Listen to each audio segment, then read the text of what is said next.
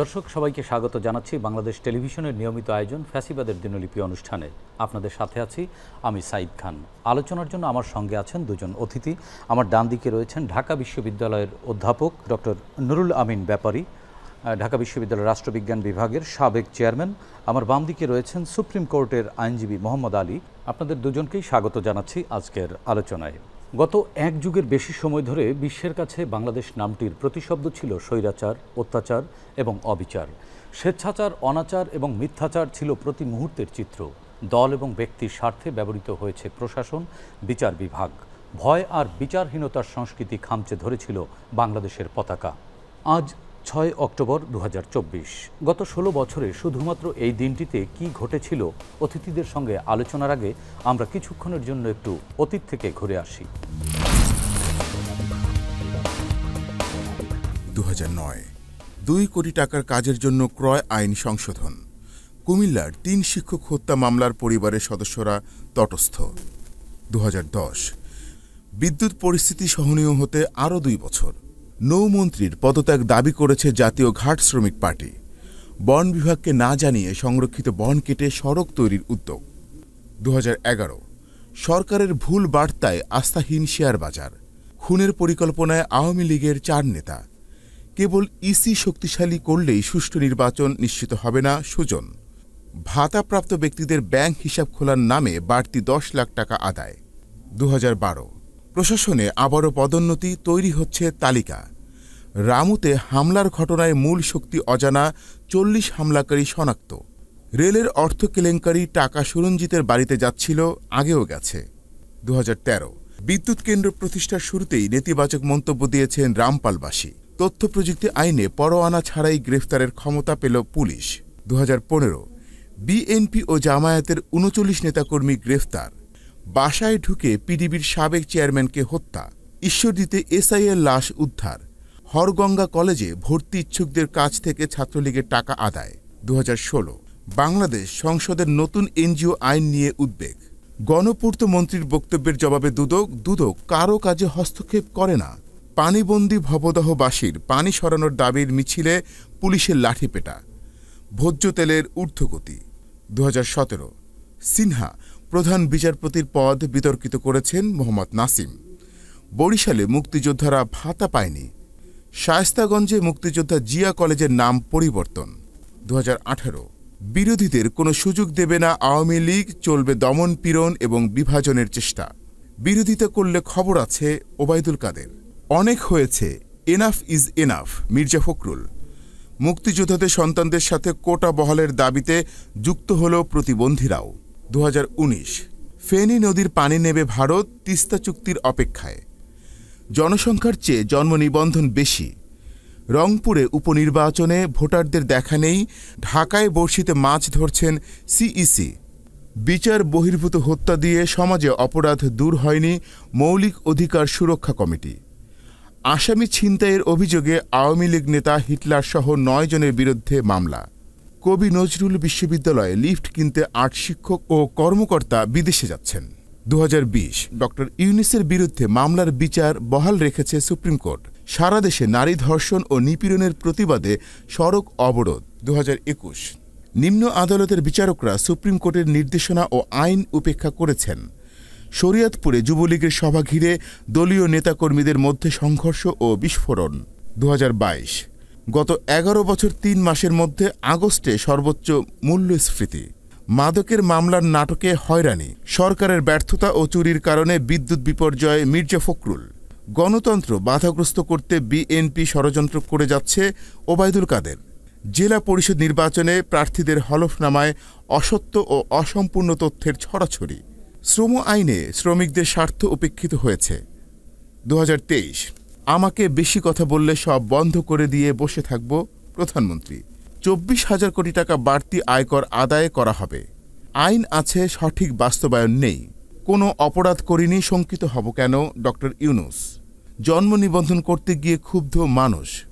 অর্থ পাচার রোধ এবং পাচার হওয়া অর্থ ফেরত আনার বিষয়ে সরকারের উদ্যোগে ঘাটতি রয়েছে টিআইবি। শুরুতেই আমি আলোচনা করতে চাচ্ছি ডক্টর নুরুল আমিন ব্যাপারী। স্যার, আপনি তো ঢাকা বিশ্ববিদ্যালয়ের রাষ্ট্রবিজ্ঞান বিভাগের অধ্যাপক। আমরা দেখলাম স্ক্রিনে কুমিল্লায় 3 শিক্ষক হত্যা মামলায় পরিবারের সদস্যরা তটস্থ। একজন শিক্ষক হিসেবে আপনার আসলে মন্তব্য কি এই বিষয়টি? ফ্যাসিবাদ সম্পর্কে যদি আমরা জানি, এই ধরনের সরকার প্রতিষ্ঠা হলে তো হবেই।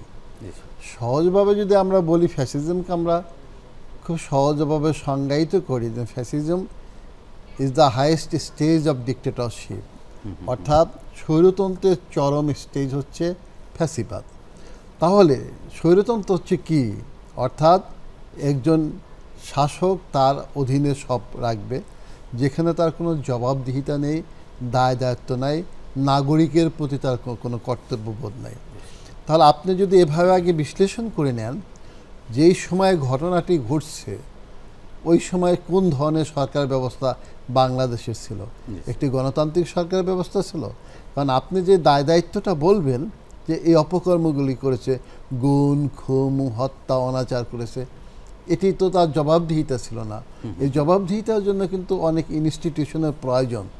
যেমন ওই ইনস্টিটিউশনগুলি তাকে বাধ্য করে যে তুমি খারাপ কাজটা করতে পারবে না, তোমার জবাবদিহিতা থাকবে।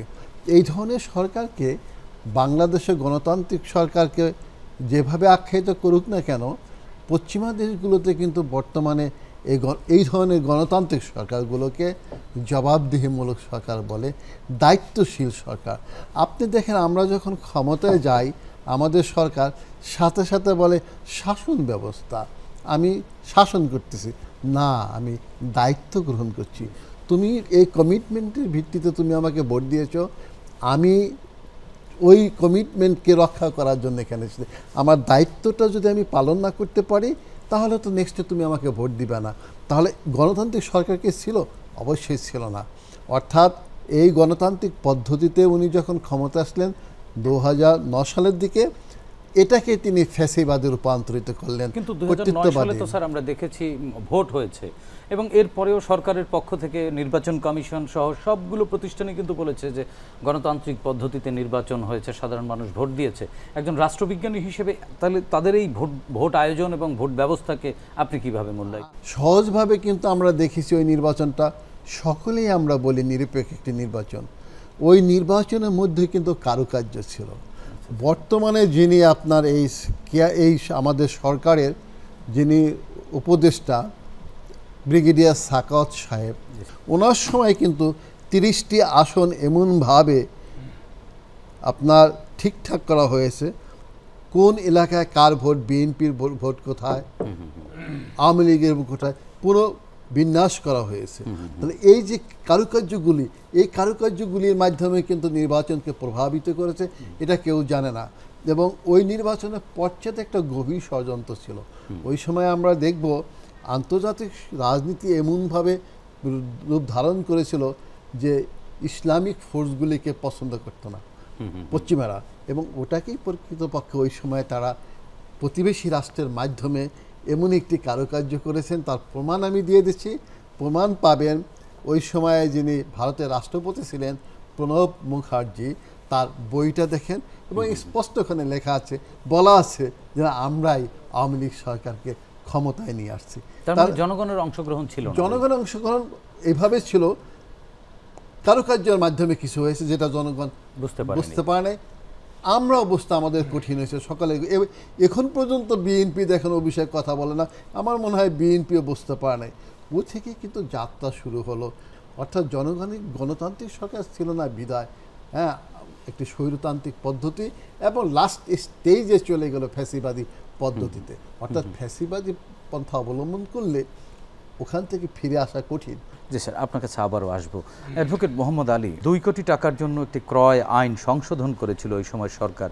একজন আইনজীবী হিসেবে এই যে ক্রয় আইন সংশোধন বা এরকম আমরা অজস্র রেফারেন্স দিতে পারি যে নানান প্রয়োজনে আইন সংশোধন করা হয়েছে, এটি আসলে সংবিধান কতটুকু পারমিট করে, এবং একজন আইনজীবী হিসেবে আপনি এই বিষয়টিকে আসলে কিভাবে বলবেন? সরকার কি পেরেছিল, বা সরকার কি আইনের ব্যত্যয় ঘটিয়েছিল কিনা?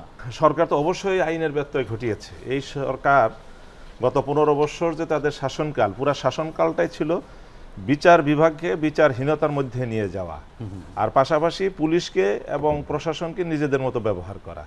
আইনকে তারা সকাল বিকাল যখন যেরকম ইচ্ছা সেরকম তারা পরিবর্তন করতেন, কারণ আইনটা যেখানে তৈরি হয় পার্লামেন্ট, সেই পার্লামেন্টে তো কোনো জবাবদিহিতা ছিল না, সেই পার্লামেন্টে তো সকল দলের অংশগ্রহণ ছিল না, সেটা একটা ছিল রাবার স্ট্যাম্পের পার্লামেন্ট। সেই পার্লামেন্টে তারা যা দিত তাই পাশ হইতো, এবং এই আইন কিভাবে তৈরি হয় এখনো যদি জিজ্ঞাসা করা হয় তারা কেউ বলতে পারবে না যে আইন কিভাবে তৈরি হয়। তারা জানে যে সংসদে গেলে একটা বিল আসে, সেই বিল পাস হয়, সেটাতেই আইন তৈরি হয়। কিন্তু সেখান থেকে পয়েন্টে যদি বলা হয় যে 2 কোটি টাকার কাজের জন্য ক্রয় আইন সংশোধন করছে, হ্যাঁ, এটি কোন ধরনের অপরাধ? সংবিধানে আমাদের স্পষ্ট করে বলা আছে যে সংবিধানের সাথে সাংঘর্ষিক কোনো আইন পাশ করা যাবে না, এবং এটাও বলা আছে যে আমাদের দেশে যে প্রচলিত মৌলিক আইনগুলো আছে সেই আইনগুলোকে এমনভাবে পরিবর্তন করা যাবে না যেন মৌলিকত্ব নষ্ট হয়ে যায়। এখন দেখেন এই যে 2 কোটি টাকার জন্য তারা আইন চেঞ্জ করেছে, দেখেন এই যে বিদ্যুতের খাতটা যদি বলেন, এই যে কুইক রেন্টাল বিদ্যুৎ, সেখানে এটা কোনোদিন হতে পারে যে ইনডেমনিটি থাকবে সেখানে, অর্থাৎ যত দুর্নীতি করুক, যত সেখানে চুরি করুক, কোনো বিচার করা যাবে না, এবং এই দুর্নীতির বিচার যাতে না হয় এবং তার দলীয় লোকরা যাতে এই টাকাগুলো যেভাবে লুটপাট করেছে নিরাপদে লুটপাট করতে পারে, সেই জন্য বিদ্যুতের আইনের সাথে তার একটা ইনডেমনিটি ক্লজ যুক্ত করেছিল। এইভাবে যে বিদ্যুতের জন্য, এই যে ক্রয়ের জন্য এবং অন্যান্য ক্ষেত্রেও তারা দেখা যাচ্ছে যে প্রচুর আইন এইভাবে তারা ইচ্ছামতো সংশোধন করেছে।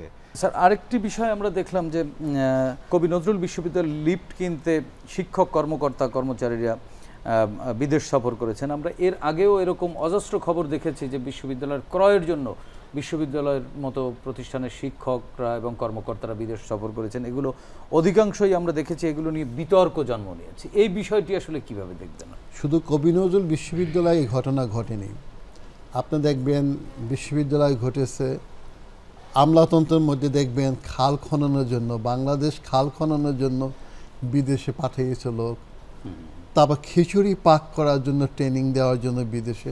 অর্থাৎ শুধু শিক্ষা প্রতিষ্ঠানগুলো না, সমাজের প্রতিটি রন্ধে রন্ধে দুর্নীতি ঢুকেছিল। ওই সময় কি বলা হতো যে বাংলাদেশ সবচেয়ে অর্থনৈতিকভাবে সবচেয়ে শক্তিশালী একটি দেশ, শুধু সাউথ এশিয়াতে বলা হতো না, তাদের অনুকরণ করতেছে সিঙ্গাপুর, বিভিন্ন জায়গায়। এগুলি ছিল প্রচণ্ডরূপে মিথ্যে কথা। অর্থাৎ একটা ফ্যাসিবাদী সরকার মিথ্যার উপর ভিত্তি করে দাঁড়াতে হয়, এবং তার সহযোগিতা কে হবে? ওই লুণ্ঠনকারীরা দুর্নীতিবাজরা হতে হবে তার সহযোগী, কারণ তা না হলে তিনি টিকতে পারবেন না। আপনি প্রকল্পগুলো দেখেন, কবি নজরুল বিশ্ববিদ্যালয়কে সামনে রেখে আপনি অন্যান্য প্রকল্পগুলো দেখেন, বড় বড় মেগা প্রকল্প নেওয়া হয়েছে। কী জন্য? মেগা ডাকাতি করার জন্য। আপনারা জানেন, আমরাও জানি সবাই, যে পানি তুলে ফেলে বালু উঠানের বিরাট বিল নিয়েছে, 1000 কোটি টাকার বিল নিয়েছে। এইভাবেই কিন্তু ওই সরকারটি প্রতিষ্ঠিত ছিল, ফ্যাসিজম যার জন্য ডেভেলপ করতে বাধ্য হয়েছে। মানে গণতন্ত্রের মোড়কে ফ্যাসিজম স্প্রেড করলে কি তখন দুর্নীতি? আমি আপনাকে ছড়ায় আসলে সুন্দরভাবে একটা কথা বলি, এটা যদিও অন্য তাত্ত্বিকদের, রুশ বিপ্লবের নায়কের নাম আপনি জানেন, আমরা সবাই জানি, লেনিন। এই প্রসঙ্গে সুন্দর একটি কথা বলছেন যে red flag oppose to red flag, লাল পতাকা দিয়ে তুমি লাল পতাকাকে যদি প্রতিহত করো, সেটা প্রচণ্ড রূপে কী হয়, লাল পতাকা ক্ষতিগ্রস্ত হবে। যেমন গণতন্ত্রের নাম নিয়ে তুমি যদি গণতন্ত্রকে পিটাও, হত্যা করো, তাহলে গণতন্ত্র এমনভাবে নিহত হবে যে সেটা আর উঠানো কঠিন হবে। ফ্যাসিবাদীরা প্রতিটি রাষ্ট্রে কিন্তু প্রথম ক্ষমতা দখল করেন গণতান্ত্রিকভাবে। যেমন নাৎসিবাদের উপর যদি ভিত্তি করি, জার্মানিতে হিটলার এসেছিল নির্বাচনের মাধ্যমে। আপনি দেখবেন মুসলিনী ফ্যাসিবাদীটা ওখানে দেখবেন গণতান্ত্রিকভাবে ক্ষমতা এসেছিল।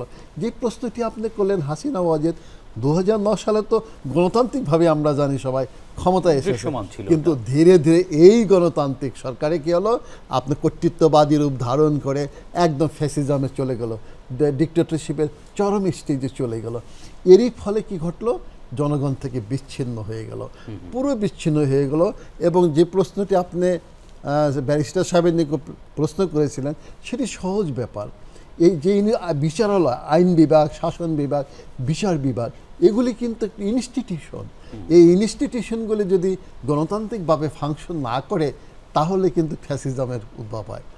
স্যারের কথার রেশ ধরেই আসতে চাই যে স্যার অনেকগুলো কথা বলেছেন যেগুলো আইনের নানান ধরনের ব্যাখ্যা আছে, যে এই সব ক্ষেত্রে যদি কেউ ভায়োলেট করে সাংবিধানিক পদে থেকে, তো তাদেরও তো আইনের আওতায় আনবার বা তাদের জবাবদিহিতার একটা ব্যবস্থা আছে। তাহলে ওই সময়টায় আইন কথা বলেনি কেন, এবং এখন কি তাদেরকে আইনের মুখোমুখি করা সম্ভব কিনা? স্যারের বক্তব্য অনুযায়ী যে তারা এই প্রতিষ্ঠানগুলোকে ধ্বংস করেছে, কোন আইনে কি ব্যাখ্যা আছে আমাদেরকে একটু বলবেন? আপনি খেয়াল করবেন যে বাংলাদেশের একটা পিয়নের চাকরির জন্য তাকে 3টা প্রত্যয়নপত্র আনতে হতো। কি কি? ওয়ার্ড আওয়ামী লীগের সভাপতি প্রত্যয়ন করবেন, সভাপতি সেক্রেটারি তিনি আওয়ামী পরিবারের, রাজনীতি করেন না তাহলে হবে না, বলতে হবে যে তার পরিবার আওয়ামী পরিবার। এরপরে তাকে ইউনিয়ন বিএনপির আওয়ামী লীগের সভাপতির সেক্রেটারির একটা সার্টিফিকেট আনতে হইতো। এরপরে উপজেলা আওয়ামী লীগের সভাপতি সেক্রেটারি, 3টা সার্টিফিকেট জোগাড় হওয়ার পরে এরপরে তার লবিং এবং অবৈধ অর্থ দিয়ে যদি সে সন্তুষ্ট করতে পারত তাহলে একটা সবচেয়ে প্রথম যে চাকরি এইটা ছিল স্টেজ। বিসিএস এর ক্ষেত্রে বলি, পিএইচসিতে কোয়ালিফাইড করেছেন কিন্তু তার চাকরি হয়নি। আমি অন্তত পক্ষে 20টা রিট পিটিশন করেছিলাম এইরকম বঞ্চিতদের ক্ষেত্রে। পিএইচসি তাকে কোয়ালিফাই করেছে এবং পিএইচসি যে তালিকাটা পাঠিয়েছে গভর্নমেন্টের সংস্থাপন মন্ত্রণালয়ে, দেখা গেল সেখানে তাদের মেধা তালিকার পজিশন অনেক উপরে, কিন্তু দেখা গেল সেখানে 35 জন ধরেন একটা ক্যাডারের কোয়ালিফাই হয়েছে, পিএইচসি রিকমেন্ডেশন করেছেন। সংস্থাপন মন্ত্রণালয় সেখানে 30 জনে গেজেট করেছেন, 5 জনে গেজেট করেন নাই। কেন গেজেট করেন নাই তার কোনো জবাব নাই। আমি এই রিটগুলা করেছি, হাইকোর্টে যখন শুনানি হয়েছে গভর্নমেন্টের পক্ষ থেকে তারা কোনো সদুত্তর দিতে পারে নাই, বলো যে রিপোর্ট আছে, বলে রিপোর্ট দেখান। এখন তাদের যে বানানো রিপোর্ট সেটা তারা দেখাইতে পারে নাই। তবে আমি জানি যারা এই যে বঞ্চিত হয়েছিলেন, যাদেরকে পিএইচসি রিকমেন্ডেশন করার পরেও গেজেট নোটিফিকেশন করানো হয় নাই, তার ভাই হয়তোবা আওয়ামী লীগ করেন না, জাতীয়তাবাদী ছাত্রদল করেন, অথবা চাচা একজন বিএনপির সমর্থক। এই মামা, চাচা, খালু, এই আত্মীয় স্বজনের ভিতরে কেউ একজন যদি বিএনপি পন্থী থাকতো তাহলে তার আর এই পিএইচসিতে কোয়ালিফাইড হওয়ার পরেও গেজেট নোটিফিকেশন হইত। আওয়ামী লীগের 15 বছর কি হয়েছে, যিনি কোয়ালিফাই করতে যাচ্ছেন তার রেজাল্ট প্রকাশ হওয়ার আগে 2-3 সংস্থা থেকে তার করা হইতো, তদন্ত করানো হতো। তদন্ত করানোর পরে যদি দেখা যাইতো যে সে আওয়ামী পরিবার না, তাহলে আর তাকে চাকরি দেওয়া হইতো না। তাহলে এইভাবে যেখানে দলীয়করণ করা হয়েছে, সেই দলীয় ব্যক্তিদের কাছে আপনি কিভাবে নিরপেক্ষ বিচার ব্যবস্থা, এই ক্ষেত্রে আইন কি ব্যাখ্যা আছে, আইনের কি ব্যাখ্যা আছে, তাদেরকে কোন আইনে বিচারের মুখোমুখি করা যায় আমাদেরকে সেটি? যে তদন্তকারী ব্যক্তি, যে সংস্থার, গোয়েন্দা সংস্থার এই রিপোর্টটা দিয়েছেন, তিনি তো তার সংস্থার আইন অনুযায়ী নিরপেক্ষ কাজ করতে বাধ্য। তিনি যে নিরপেক্ষ কাজটা করলেন না, সরকারের ফরমাইশে একটা মেধাবী ছাত্রের বিরুদ্ধে অভিযোগ দিলেন যে সে আওয়ামী পরিবারের না, অতএব ওই তার চাকরির যে আইন, ওই আইনেই তো তার কর্তব্য কাজের অবহেলার জন্য তার বিচার করা যায়। এটা সহজ। সেক্ষেত্রে যারা এরকম ভুক্তভোগী আছে তারা আইনের আশ্রয় নিতে পারে। কেন ভুক্তভোগীকে নিয়ে আসবেন? এটা রাষ্ট্রীয়ভাবে এটা করতে হবে। রাষ্ট্রের যারা এই সমস্ত অন্যায় কাজ করেছে, 14 বছর, 15 বছর, 12 বছর যারা পিএইচসিতে কোয়ালিফাই করে বা বিভিন্ন চাকরিতে কোয়ালিফাই করেও জয়েন করতে পারে নাই, এটার তালিকাটা তো স্পষ্ট, এবং এটার একটা তদন্ত করে বিচার করলেই তো হয় যে কোন কোন সংস্থার কোন কোন ব্যক্তি এই রিপোর্টগুলো দিয়েছেন। অবশ্যই রাষ্ট্র করবে, কেন ব্যক্তি করবেন? এটা রাষ্ট্রের বিরুদ্ধে অন্যায় হয়েছে, অতএব এই অন্যায় কাজের বিচার করার দায়িত্ব রাষ্ট্রের, আমি মনে করি। আমরা আরেকটি খবরে দেখলাম, দৈনিক ইনকিলাব একটি নিউজ করেছিল, ডক্টর ইউনূস বলেছিলেন যে কোনো অপরাধ করিনি, শঙ্কিত হব কেন। এই বিষয়টি নিয়ে গত বছর কিন্তু বেশ আলোচনা এবং সমালোচনার জন্ম দিয়েছিল। আইনজীবী হিসেবে আসলে এটি কতটুকু যৌক্তিক ছিল এবং আইন কতটুকু ভঙ্গ করেছিল ওই বিচারকরা, আপনি একটু ব্যাখ্যা করবেন। ডক্টর ইউনূস সাহেব যেদিন বাংলাদেশে নোবেল পুরস্কার পেলেন, সেই দিন সকালে ঘুম থেকে উঠে দেখলাম প্রতিটা পত্রিকায় একেবারে বিশাল বড় হেডিং করে লেখা হলো যে বাংলাদেশের জন্য এই প্রথম নোবেল পুরস্কারের মতো একটা দুষ্প্রাপ্য, একটা সম্মানীয় পুরস্কার আমাদের একজন দেশের স্বনামধন্য সম্মানিত নাগরিক পেয়েছেন। আমরা দেশবাসী উল্লসিত হলাম, মানুষ খুশি হলো।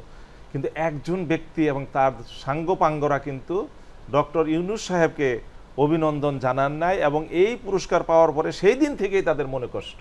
তিনি হলেন এই স্বৈরাচারিণী শেখ হাসিনা এবং তার লোকরা। এবং এই নোবেল পুরস্কার নিয়ে অনেক আজে বাজে কথাও বলা হয়েছে। মরহুম একজন আওয়ামী লীগের সেক্রেটারি, তার কথা হয়তো আপনাদের মনে আছে, তিনি বলেছিলেন কি, বিদেশে গিয়ে কয়েক পেক ওয়াইন খেলেই নোবেল পুরস্কার পাওয়া যায়। সে নোবেলটাকে এত তুচ্ছ তাচ্ছিল্য করেছে। প্রধানমন্ত্রীকে আমরা নোবেল পাওয়ার চেষ্টা করতেও তো দেখেছি, তাহলে তিনিও তো, হ্যাঁ, সেই দিন থেকেই এই ডক্টর ইউনূস সাহেবকে তারা সহ্য করতে পারে না, এবং শেষ পর্যন্ত এসে ডক্টর ইউনূস সাহেবকে বেইজ্জতি করার জন্য যা যা করা দরকার সবই করেছে। এখানে যে আপনারা জানেন, তিনি দান করলেন, তিনি যদি অভিযোগ না করেন তাহলে আমি আর আপনি তো এটা অভিযোগ করতে পারি না। আর দানের সম্পত্তি নিয়ে যে কথাটা বলেছে, সেই ব্যাখ্যাটা তো সঠিক না। সেই যে মামলার যে বিষয়, সেটা তো সঠিক না, কারণ এটাকে প্রপারলি ব্যবহার করা হয়েছে, এবং ওখানেও আইন ভঙ্গ করা হয়েছে, আইনের অপব্যবহার করা হয়েছে। আইনের অপব্যবহার করা হয়েছে। আপনি অপব্যবহারটা শুরু হলো কবে থেকে? আইনের অপব্যবহারটা শুরু হয়েছে এই যে সংবিধান থেকে যখন তত্ত্বাবধায়ক সরকার ব্যবস্থাটা তারা বাতিল করলেন, বাতিল করার পরে আমাদের দেশের মানুষ যখন এই তত্ত্বাবধায়ক সরকার বাতিলের বিরুদ্ধে আন্দোলন শুরু করলো, সেই সময় থেকেই তো আইন ভঙ্গ শুরু হলো। বিনা কারণে মানুষদেরকে গ্রেপ্তার করে জেলে নেওয়ার জন্য কি পুলিশ সাদা কাগজে একটা ফরওয়ার্ডিং দিবে, আর ওইখানে ম্যাজিস্ট্রেট সাহেবরা বসে আছেন। এখানে কোর্টে একজন পুলিশের ডেপুটি ডিসির থাকেন, একজন ডেপুটি কমিশনার, ডিসি প্রসিকিউশন। তিনি আমি ব্যক্তিগতভাবে তার টেবিলে বসে দেখেছি, তিনি চিরকুট লেখে চিফ মেট্রোপলিটন ম্যাজিস্ট্রেটের কাছে, সিজিএমের কাছে তারা পাঠান, স্যার এখানে 7 দিনের রিমান্ড লাগবে। কোন ক্ষেত্রে তারা স্যারও বলেন না। একেবারে পুরো বিচার ব্যবস্থা আরোপিত। পুরা 2019 সালের একটি সংবাদ আমরা দেখেছি, ফেনী নদীর পানি নেবে ভারত, তিস্তা চুক্তির অপেক্ষায়। পানি তো নিলই না, বরং দিল। তিস্তাতেও একই রকম মানসিকতা দেখতে পেয়েছি। আসলে এই সমাধানটা কি? ভারতের সাথে বাংলাদেশের যে বৈদেশিক সম্পর্কটি ছিল, এটি আমরা দেখব যে আসলে বৈদেশিক সম্পর্কের যে নীতিমালা, সেটি ভিত্তি করে হয়নি। বৈদেশিক সম্পর্ক সাধারণত একটি দেশের সাথে অন্য একটি দেশের সাথে হয় on the basis of coordination, but not on the basis of subordination. অর্থাৎ কোঅর্ডিনেশন মানে তুমি আমার সার্বভৌমত্বকে সম্মান করবা, আমি তোমার সার্বভৌমত্বকে সম্মান করব।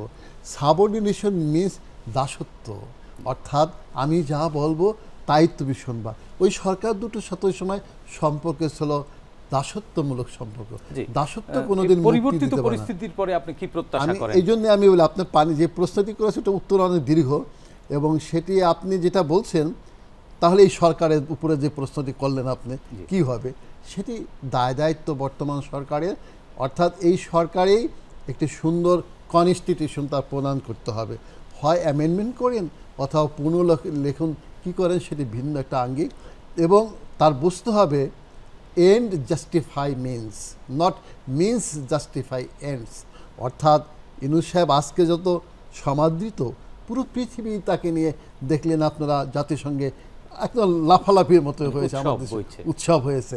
কিন্তু এটি কিন্তু যদি তিনি ভালোভাবে বিদায় না নিতে পারেন, অর্থাৎ সুন্দরভাবে সুন্দর একটি বাংলাদেশ উপহার না দিতে পারেন জাতিকে, তাহলে কিন্তু তার ওই যে প্রশংসাটি করতেছি আমরা সবাই মিলে, তখন কিন্তু এটি থাকবে না। যেটা বাংলার প্রবাদে আছে, শেষ ভালো জাত সব ভালো তার। পরিবর্তিত পরিস্থিতির পরে সারা দেশের মানুষের মধ্যে এক ধরনের আশার সঞ্চার হয়েছে। আপনি কি প্রত্যাশা করেন? 30 সেকেন্ড। আমিও আশাবাদী।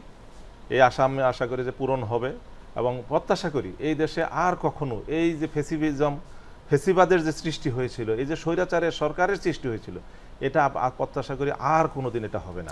বাংলা আইনের শাসন প্রতিষ্ঠা হবে, গণতন্ত্র যেটা প্রকৃত গণতন্ত্র, মানুষের ভোটের অধিকার, যে অধিকারের জন্য এদেশের মানুষ 15 বছর আন্দোলন করেছে, সেই আন্দোলনে সফল হবে, মানুষ তার ভোটের অধিকার ফেরত পাবে এবং গণতান্ত্রিক রাষ্ট্র এ দেশকে আমাদের স্বাধীনতা যুদ্ধের যে স্বপ্ন ছিল এবং আমরা যে বাংলাদেশকে সমৃদ্ধ বাংলাদেশ হিসাবে দেখতে চাই, আশা করি সেই বাংলাদেশ আমরা পাবো। আমাদের নতুন প্রজন্ম সেই বাংলাদেশে একজন উন্নত নাগরিক হিসাবে বসবাস করবে। আমরাও প্রত্যাশা করি।